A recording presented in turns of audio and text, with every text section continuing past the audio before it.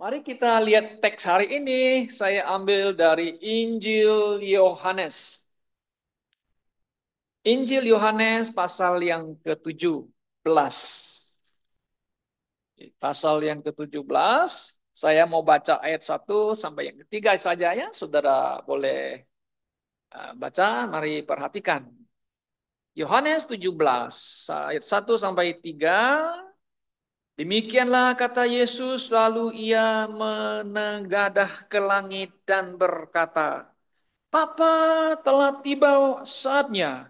Permuliakanlah anakmu, supaya anakmu mempermuliakan engkau.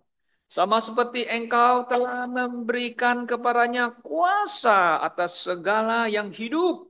Demikian pula ia akan memberikan hidup yang kekal kepada semua yang telah engkau berikan kepadanya. Inilah hidup yang kekal itu, yaitu bahwa mereka mengenal Engkau, satu-satunya Allah yang benar, dan mengenal Yesus Kristus yang telah Engkau utus. Demikian pembacaan firman Tuhan. Dari teks ini saya ambil topik pembicaraan kita. Topik adalah inilah hidup kekal itu. Saudara-saudara yang saya kasih dalam Tuhan Yesus, tentu setiap manusia ya, kalau boleh katanya kan, saya mau hidup 1000 tahun. Saya mau hidup panjang umur gitu ya. Mau hidup yang kekal. Tapi realitanya manusia sadar, manusia hidupnya tidak kekal. Ya toh? Memang di dalam Alkitab pernah dicatat orang yang pernah hidup hampir mau bukan satu abad ya, hampir mau 1000 tahun. Ya, ya zaman-zaman dulu Adam di 90 sekian, Metusala 90 sekian, hampir mau mencapai 1 milenium. Nah, milenium itu 1000 tahun, ya. Dan umurnya kok panjang-panjang gitu ya. Jadi mereka bisa hidup panjang sekali ya. Tapi setelah itu, karena dosa manusia berkembang, Tuhan pernah mengatakan, manusia hanya boleh sampai 120 tahun. Tapi Musa pernah berkata, wah, di dalam Mazmur 90, hidup kami katanya, 70 tahun. Pak Fran sudah umur 70 tahun. Puji Tuhan. Sudah lewat 70 tahun ya Pak Fran ya. Saya belum lewat. Saya masih perlu lagi 5 tahun mencapai 70 tahun. Kan Musa bilang, hidup kami, hidup manusia 70 tahun. Kalau kami kuat lagi, berapa?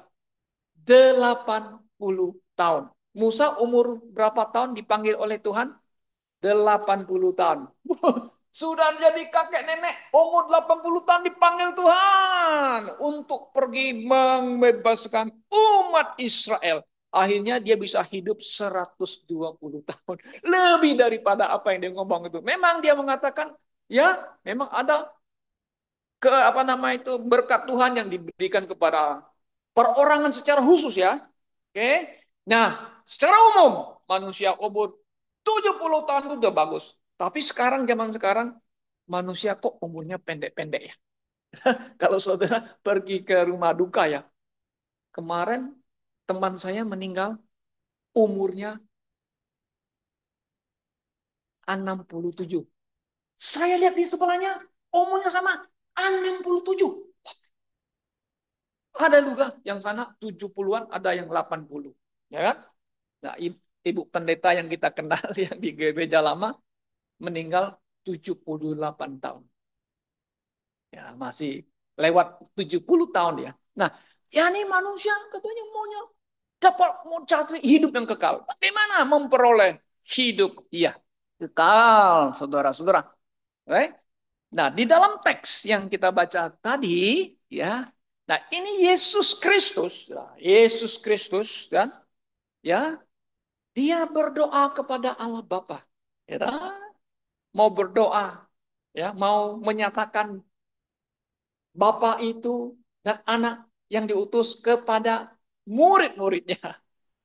Karena di pasal sebelumnya, di pasal yang ke-14, pasal 15, pasal 16 sampai 17 Yohanes ini, saudara-saudara, Yesus terus terang berkata kepada murid-muridnya bahwa tujuan dia datang ke dunia yang diutus oleh Bapa. Nah, perhatikan kata Bapa ya, atau Allah Bapa adalah untuk menderita, untuk mati, untuk menebus dosa manusia.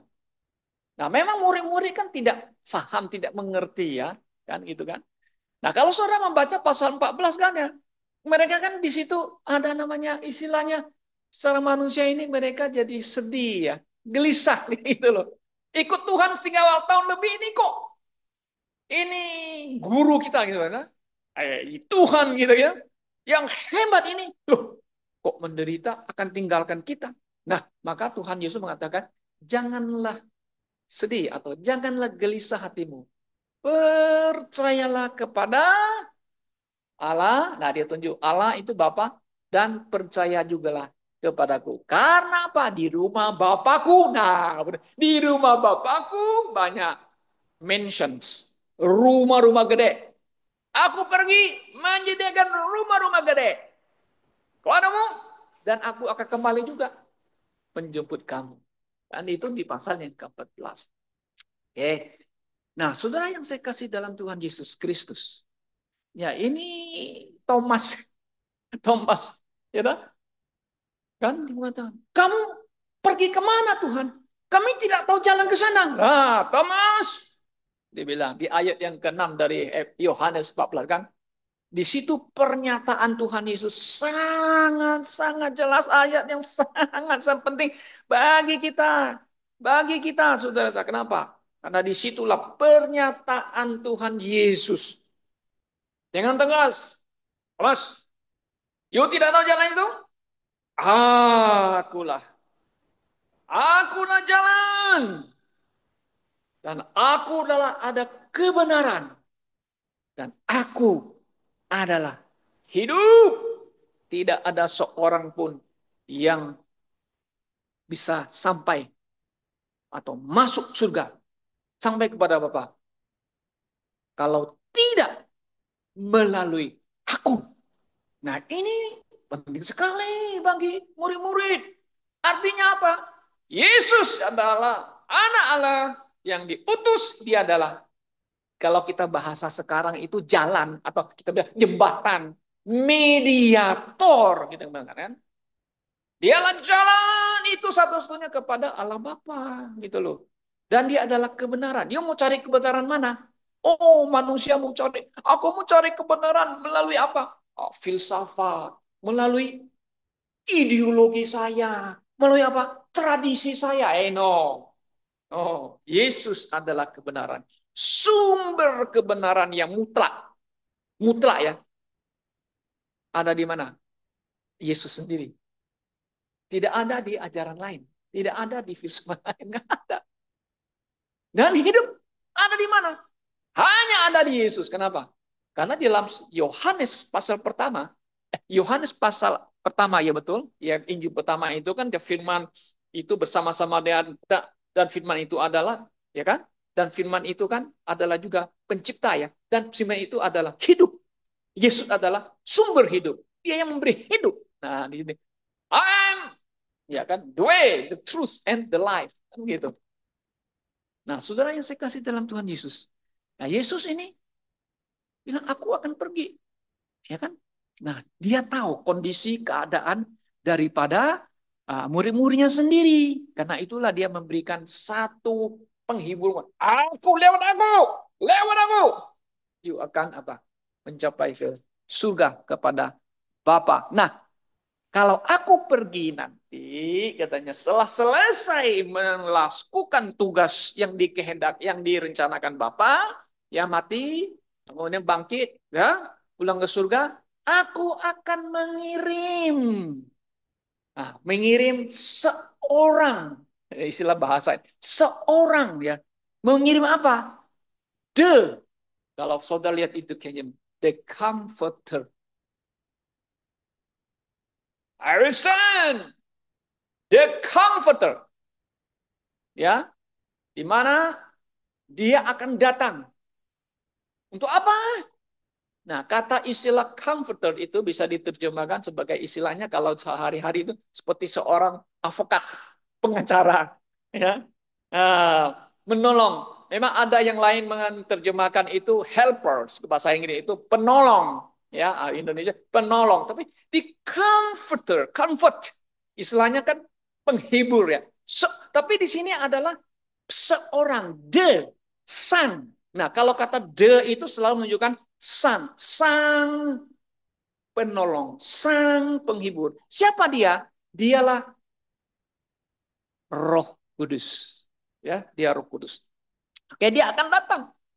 Nah, Saudara, di dalam pasal yang ke-17 yang kita baca tadi, itu waktu Tuhan Yesus ya, dia berdoa kepada Bapa yang ada di surga. Kan kita sudah baca tadi kan, dia berdoa, ya. Dia bilang, "Bapa, telah tiba saatnya. Permuliakan anakmu supaya anakmu mempermuliakan engkau." Bapak mempermuliakan anaknya. Yes. Kenapa? Dia telah datang sebagai anak tunggal Allah Bapa kepada bangsa Israel, kepada umat orang Yahudi, ya. Dia telah diperlengkapi, yes. Ya, dia telah diberikan apa? Kuasa di surga dan di bumi. Itu kan kemuliaan yang Tuhan Allah Bapa berikan. Supaya apa? Murid-murid orang Yahudi harusnya percaya kepada dia. Ya. Dan ayat 2 sama seperti engkau telah memberikan kepadanya kuasa. Nah, hebat ya. Kuasa segala yang ada yang hidup. Hidup. Nah, kalau saudara baca lagi nanti di Matius pasal 28 itu ya. Kan segala kuasa telah diberikan padaku di surga di bumi. Ada sebagian ragu-ragu. Nah, maka itu saudara pergi beritakan Injil. Kan? Nah, sudah. Nah, di sini, di dalam konteks ini, saudara, Yesus ingin ya supaya murid-muridnya ya, yang telah selama ikut dia itu ya supaya mereka mengerti memahami bahwa ya yang penting yang ingin Yesus sampaikan kepada mereka itu ya mengikut Yesus itu bukan hanya di murid saja memperoleh sesuatu tetapi mereka harus apa? Harus apa? Supaya mereka mendapatkan hidup yang kekal. Bukan hanya mendapatkan kuasa, tapi hidup yang kekal, saudara. Jadi jelas di dalam ayat yang ke-13, kalau saudara baca, inilah hidup yang kekal itu. Kan murid-muridnya hidup kekal. Nah sekarang tiba waktunya hidup yang kekal. Selama ikut Tuhan, hanya ikut Tuhan, mereka pernah diberikan kuasa melakukan mujizat kan? 70 murid-murid pergi berita ini. Wow, senang mereka. Setan tunduk kepada mereka. Orang sakit semua. Wah, luar biasa. Kalau gitu nanti saya bisa jadi seorang yang hebat di dunia ini. Hey, itu hanya Yesus hanya mau tahu. You ikut aku bukan hanya dapat kuasa ya, mendapat materi. Tapi yang penting apa? Harus tahu hidup atau memiliki hidup yang kekal itu. Nah, jadi di dalam ayat ketiga ini Yesus menekankan kembali yang penting bagi umat manusia di atas bumi ini, saudara-saudara, pada khususnya kepada murid-muridnya, di sini dia mengatakan, inilah hidup yang kekal itu, yaitu bahwa mereka, saudara perhatikan katanya, mereka, siapa mereka? Ya murid-muridnya yang dia tunjuk itu. Mereka itu, ya mereka yang ikut Yesus, mengenal engkau. Mengenal engkau siapa itu? Mengenal Bapa. Satu-satunya Allah yang benar. Ya. Dan mengenal siapa? Yesus Kristus yang telah engkau utus. Nah, saudara. Jadi ayat ini, saudara-saudara, kalau kita perhatikan ya, bahwa Yesus memberikan tuntutan, ya, instruksi atau pengajaran ya ini bahwa kalau kamu mau mendapat hidup yang kekal, engkau harus mengenal siapa? Mengenal Bapa. Nah, sekarang Bapak itu siapa? Bapak itu adalah Allah atau Elohim yang disembah oleh nenek moyang orang Yahudi. Selalu disebut Papa. Ya kan? Maka di dalam konsep, di dalam perjanjian baru, Yesus selalu mengatakan, Bapa itu adalah Allah. Satu-satunya Allah yang benar. Yang disembah oleh Bapak Abraham, gitu, teman-teman. Oleh Ishak, oleh Yakub dan keturunannya. Oleh Musa. Dia adalah Allah yang benar. Dalam bahasa Ibrani kan, mereka kata, Elohim. Mereka panggil. Ya, mereka selalu mengajukan Elohim itu seperti Bapak. Oh yes, nggak ada salah. Jadi orang Yahudi itu ngerti lah.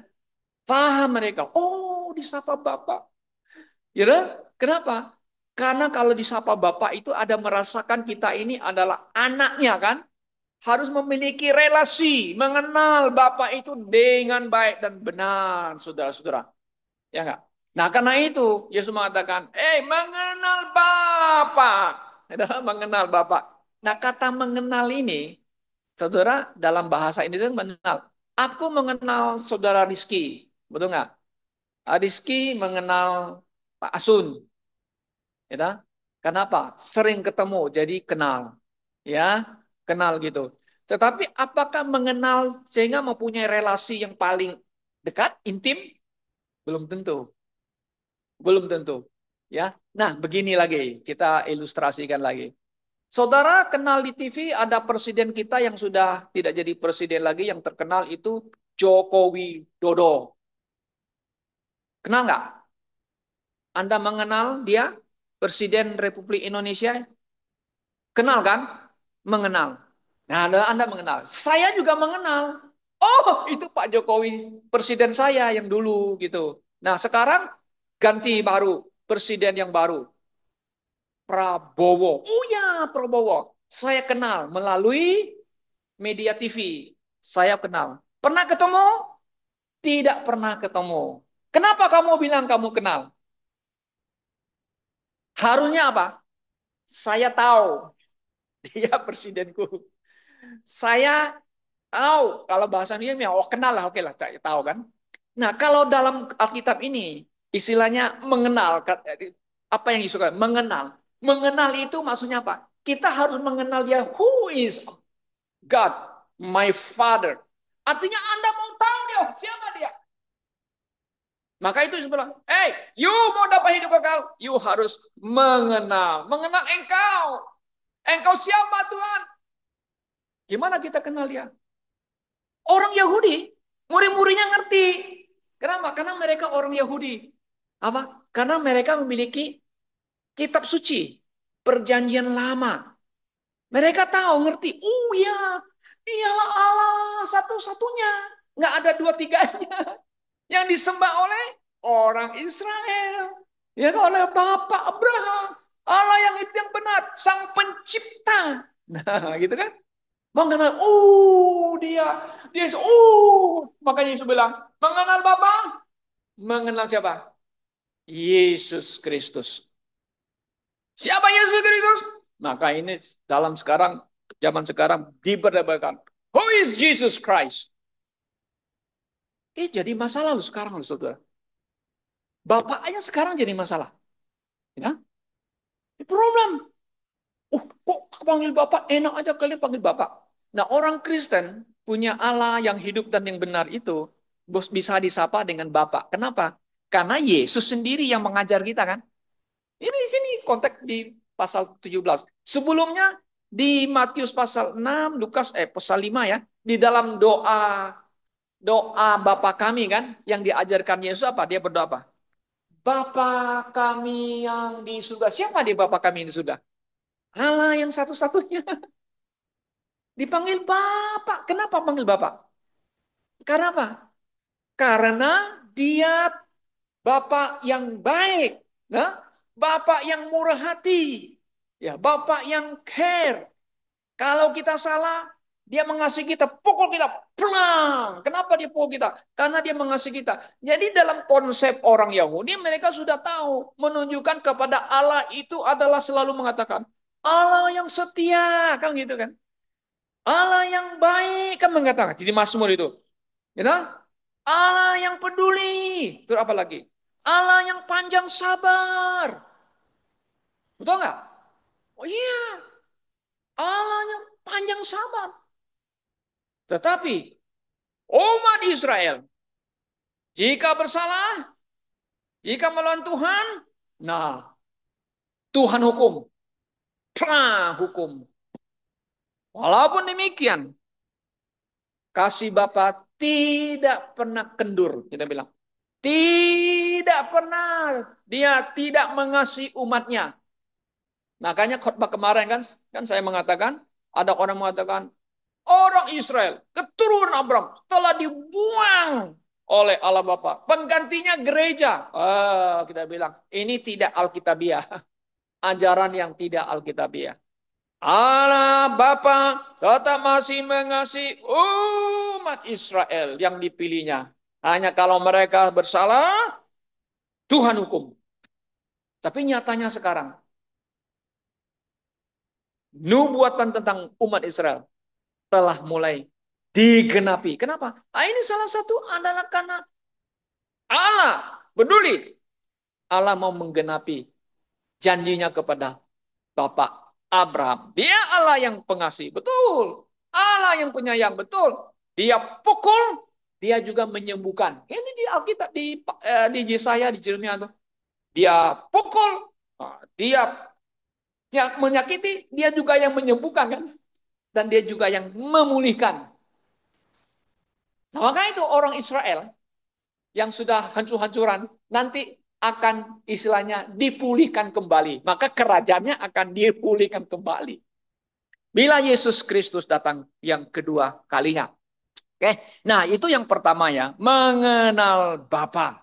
Oke. Kemudian yang kedua, you mau dapat hidup yang kekal, you harus mengenal siapa Yesus Kristus. Ya, yeah, Yesus sudah mengatakan, mengenal engkau satu-satunya lah dan mengenal Yesus apa? Yesus yang mana? Nah, ini Yesus yang ada Joshua yang lain. Yesus dalam bahasa Ibrani kan Joshua. Ada Joshua yang lain, ada apa Yesus yang lain. Coba mengatakan sini, ya. Dan mengenal Yesus Kristus yang telah apa? Engkau utus. Nah, Yesus Kristus adalah firman yang telah menjadi manusia. Dia datang kepada umatnya, tapi umatnya tolak dia kan? Nah, kenapa Yesus mengatakan, you mau punya hidup yang kekal itu, you mengenal Yesus Kristus. Siapa Yesus Kristus? Dia adalah anak Allah yang diutus oleh Bapa. Kalian orang Kristen kenapa kok bisa ada anak Allah? Kalau begitu Allah punya bini ya? No. Kita bilang tidak, bukan begitu. Cara berpikirnya saudara. Anak itu berarti diutus, datang dari Bapa. Maka disebut di dalam Yohanes 13 itu anak tunggal Allah Bapa. Jadi dia yang satu ditetapkan untuk menjadi apa? Menjadi penebus. Redeemer. Juru selamat. Ya, you harus kenal dia. Dia bukan hanya seorang tukang kayu. Nah, orang Yahudi, saudara-saudara, menolak Yesus. Kenapa? Karena Yesus menyatakan dirinya dia adalah anak Allah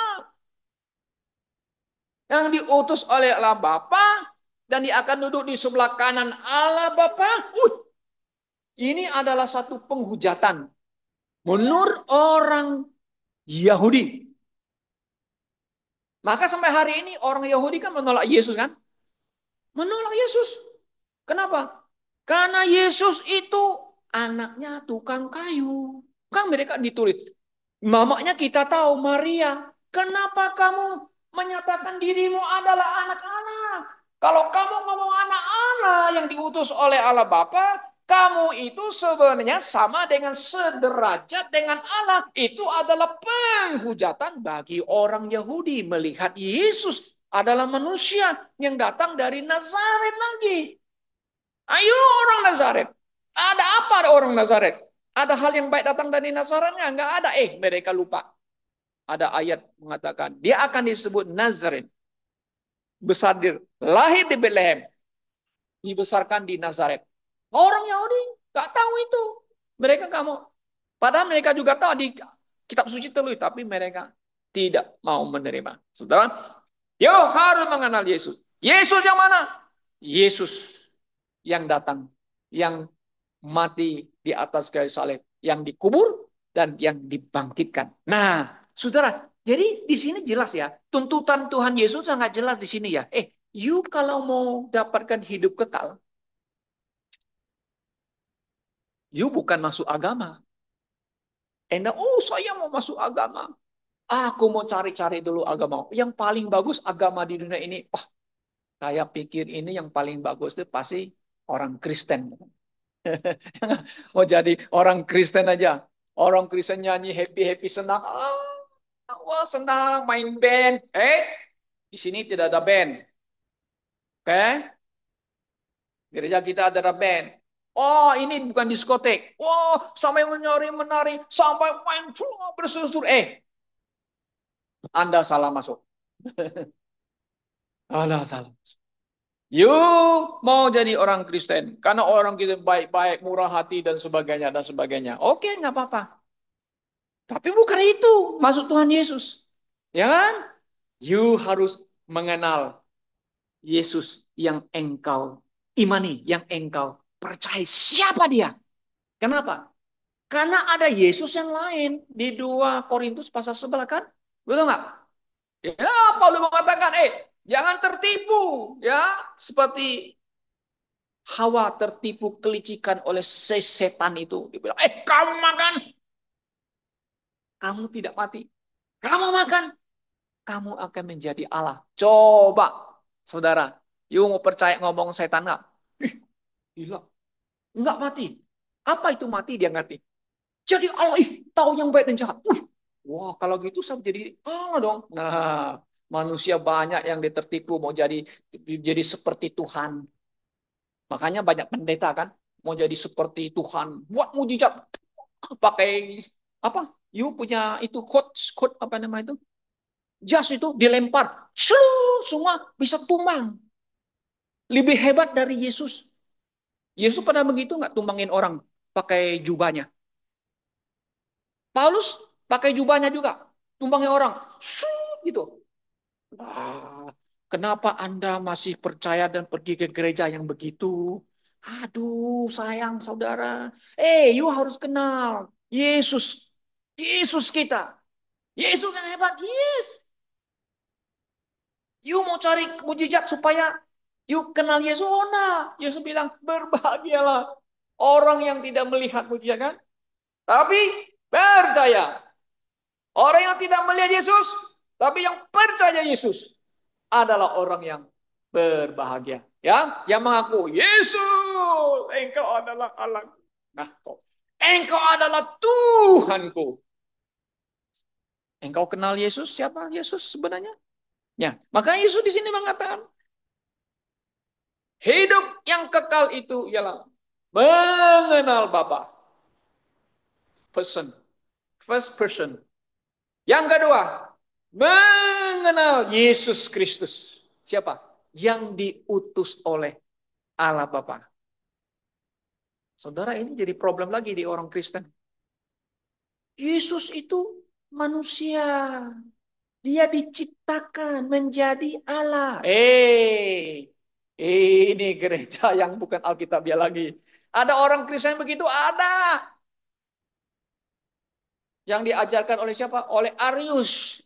Siapa Arius? Itu bishop yang dari Alexandria, Mesir, zaman abad yang ketiga atau keempat ya. Arius.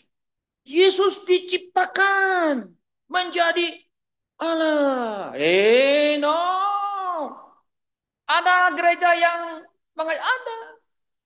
Saksi Yehova, Mormon, gereja bidat, semua. Ini problem loh. Iya. Makanya kita lihat sini, Yesus mata, you harus mengenal Yesus. Lalu, Yesus yang mana kamu kan? Yesus yang diciptakan. Yesus kita tidak diciptakan, saudara. Kenapa? Dia diutus.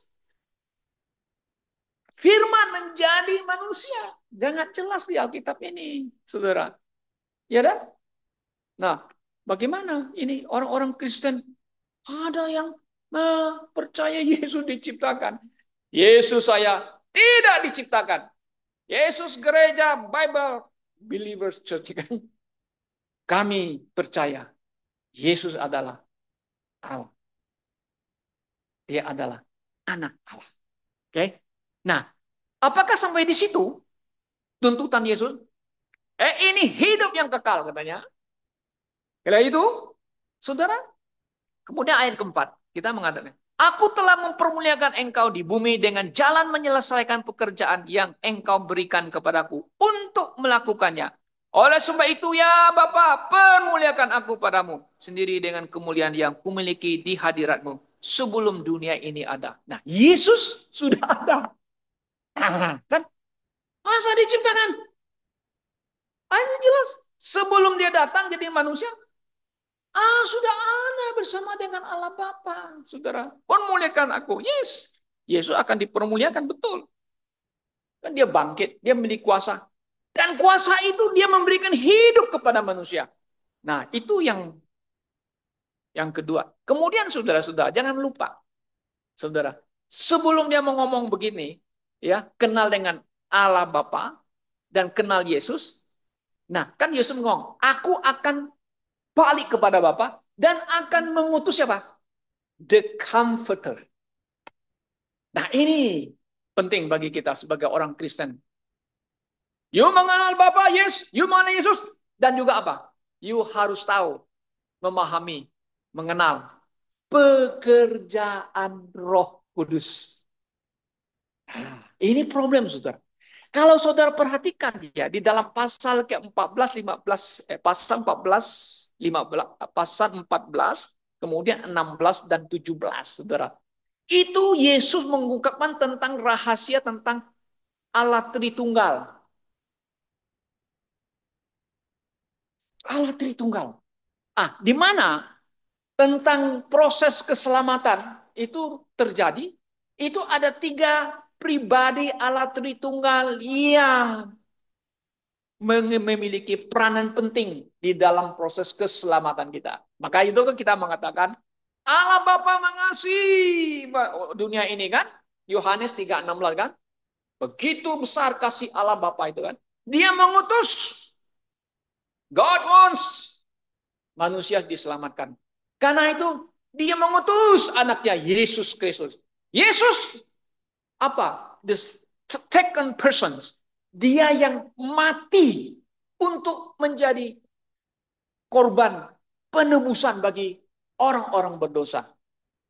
Nah, saudara, kemudian yang ada yang ketiga itu, person itu adalah Roh Kudus. Siapa Roh Kudus? Roh Kudus itu Allah, yes. Makanya disebut Roh Kudus. Allah adalah roh, tidak berwujud. Roh Kudus tidak berwujud. Karena di Alkitab semua pakai Roh Kudus atau Roh Suci. Kenapa harus pakai Roh Kudus, Roh Suci?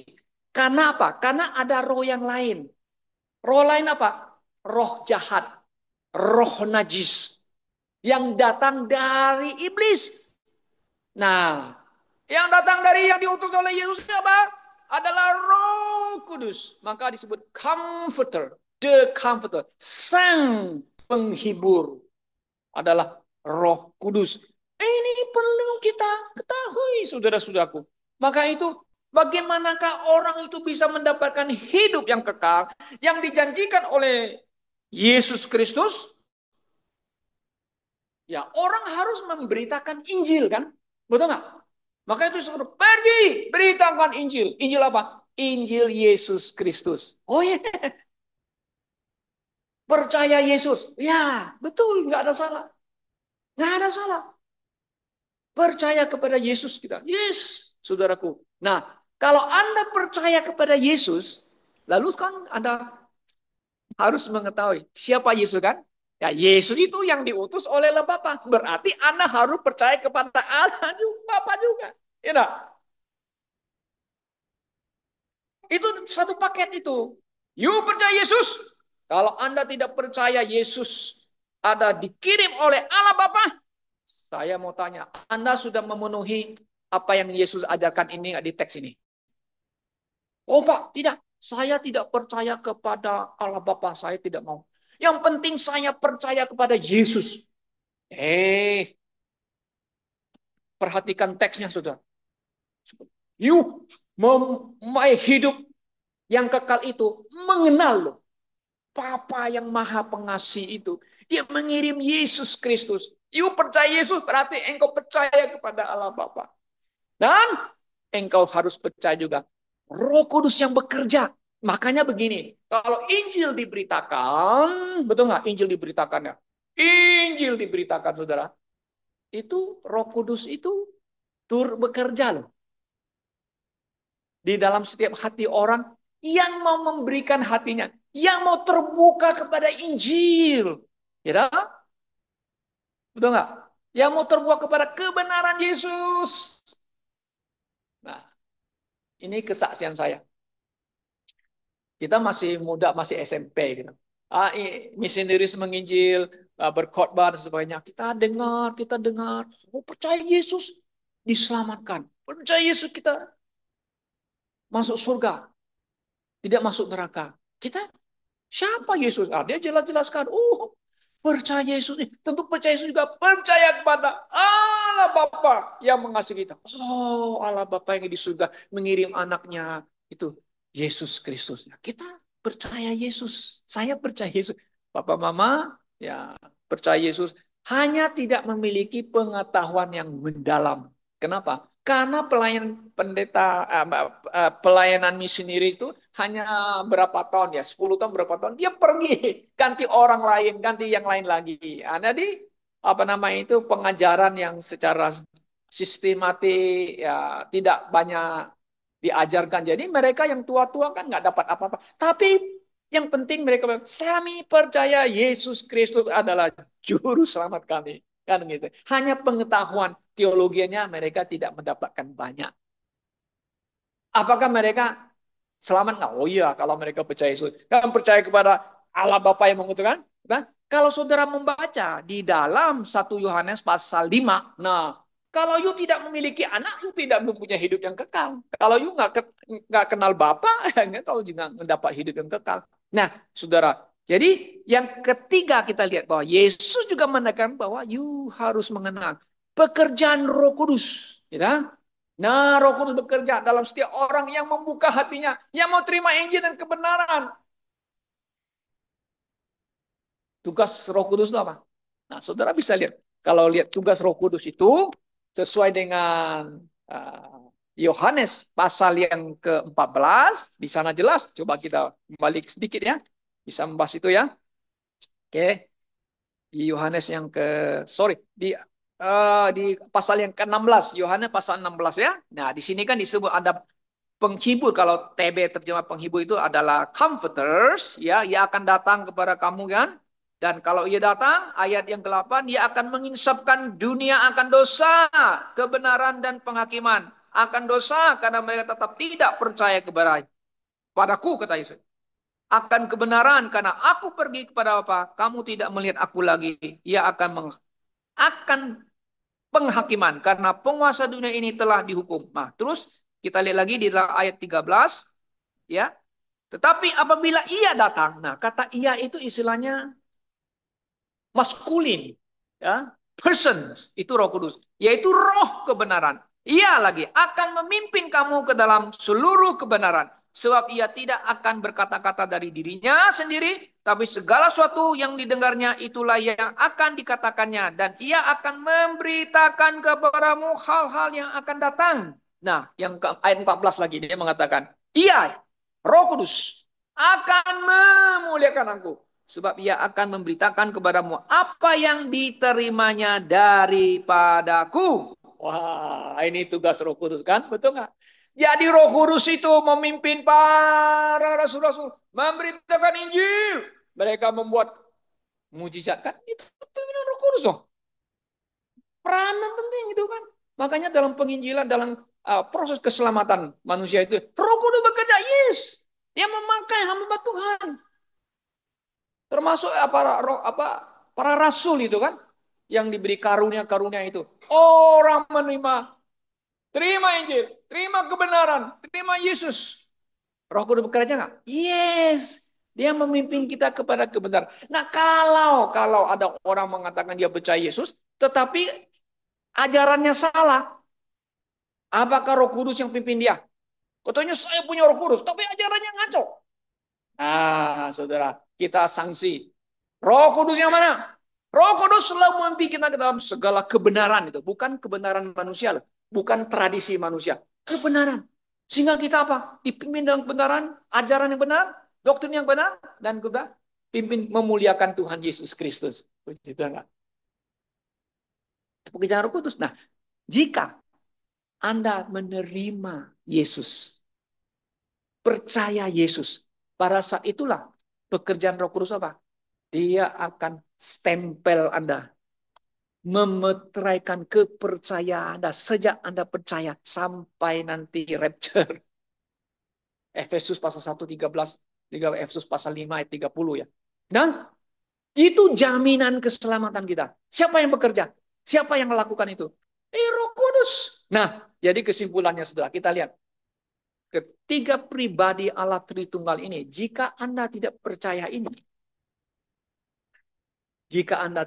ini, bagaimana Anda bisa mendapatkan hidup yang kekal itu yang dijanjikan oleh Yesus? Dan Anda tidak percaya Allah Tritunggal, Anda tidak memenuhi apa yang diajarkan oleh Yesus. Sangat jelas. Tetapi banyak sebagai orang Kristen tidak percaya Allah Tritunggal. Namanya gereja Unitarian Church. Orang Kristen. Mereka pakai Kristen. Tapi tidak percaya. Nah, Pak, Bapak ngomong Tritunggal. Coba cek. Mana ada nggak tulisan Tritunggal? Betul, tidak ada Pak. Saya bilang. Memang di Alkitab tidak ada bilang Tritunggal. Nggak ada. Tetapi konsep Tritunggal ada. Ada 3 nama yang disebut. Di dalam Yohanes pasal 14, pasal 16, pasal 17. Nah, kalau kita bandingkan lagi, di dalam 1 Yohanes pasal 5, lebih jelas lagi. Ada 3 pribadi yang disebut. Allah, Bapa, Anak Allah, dan Roh Kudus. Sangat jelas. Kenapa Anda tidak mau percaya? Percayalah. Bertobatlah. Percayalah kepada kebenaran yang diajarkan oleh Yesus Kristus dan para rasul. Maka Anda akan mendapat hidup yang kekal. Jika Anda tidak memenuhi ini, makanya saya sanksi. Kita ragu-ragu apakah Anda sudah mendapatkan hidup yang kekal di dalam Yesus Kristus. Kiranya Tuhan menolong kita dan memberkati kita semuanya. Mari kita berdoa.